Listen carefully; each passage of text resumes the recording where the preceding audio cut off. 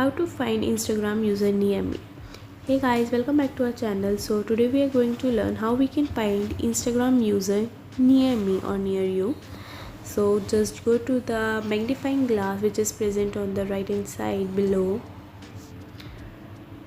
and you have to just click on the search, and here you have to just and here you can see that there are few options on the search bar. Like when I've searched for William, like there are few things like veneer, and where you can see there are 5 options: tap, account, audio, tags and places.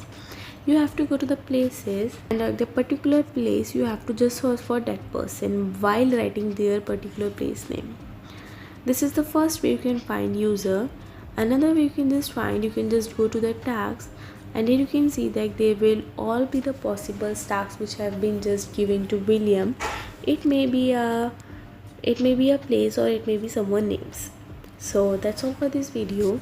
If you find this video helpful, please do share with your friends, and don't forget to subscribe to our channel. Thank you.